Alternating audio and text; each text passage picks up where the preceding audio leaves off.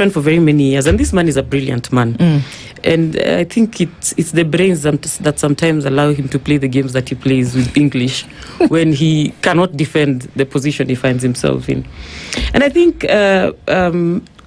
the beauty of it is that he, possibly because of his foundation, he struggles to depart truly from the truth. So he must find a way to pivot around the truth even as he's running away from it. The question of who is responsible for arresting is not a question Kenyans are asking. The question of who is responsible for calling out errant politician is not a question Kenyans are asking. The question of who is supposed to be prosecuting is not a question Kenyans are asking. As a matter of fact, those are all questions that Kenyans answered in their constitution. They voted for that constitution. It was promulgated, and therefore we should be abiding by that constitution.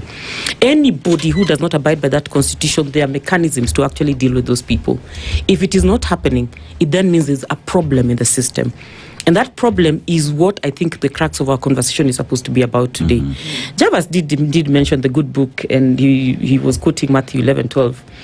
That says, since the times of John the Baptist, the kingdom of heaven has suffered violence, and the violent take it by force. The violence described in that verse is the violence of the gap. People who can use language effectively to convince people and influence people into joining or leaving a camp. So the only violence we should be seeing, if that is the word we should go by, is people going to rallies, Dennis, having conversations with Kenyans, telling Kenyans, this is what I will do for you, this is what I'm going to make sure I stop, vote for me. That is the only violence you should be seeing. Unfortunately, we are seeing different forms of violence and people sponsoring the procurement of different kinds of weapons to be used to intimidate people on the ground.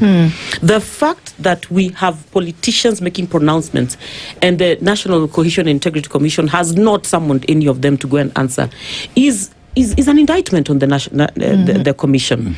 The fact that we have policemen on the same side, and I'm glad that there are images to support this, on the same side as goons. Javas will not tell you, but I'll tell you this without fear or prejudice, that the state is definitely involved. There is no way the police can be on the same side as people who are brandishing weapons unless they're together with them. We've seen the media sometimes even falling in the hands of the police just because they were in the wrong place sometimes. So it is impossible for you to be around them with a weapon and they don't know you. That one is for sure. As a matter of fact, if you ask some of the people who live in the informal settlements in Nairobi, they will tell you that a young man will be arrested for loitering. You could very easily be released after that arrest. But if you're found with a weapon, a knife, a penknife, whatever it is, you're going to be locked up. They know it themselves. So if you can be locked up for having a penknife in Nairobi, what is it that is acceptable about you having a bow and arrow in Kisumu? For the record, my people, Dennis, the Luos, don't use bows and arrows. They don't. He was saying this earlier. They do not. So if you see them with bows and arrows, it definitely means these have been supplied by a different force. I'm not saying they could not be Luos, they could be.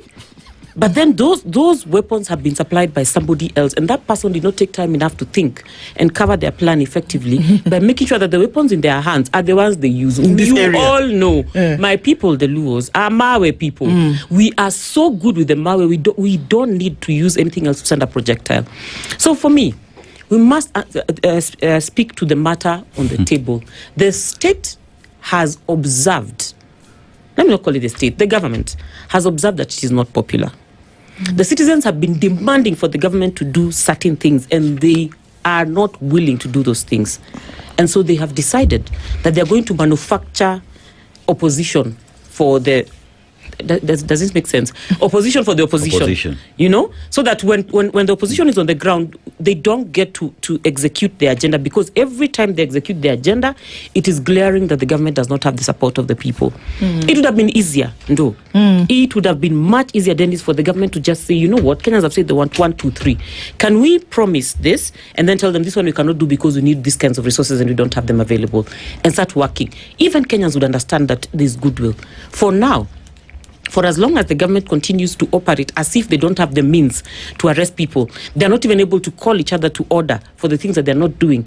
Indeed, we have discussed in this very studio that when IEBC is conducting elections, they sit with ORPP in the same room. They sit with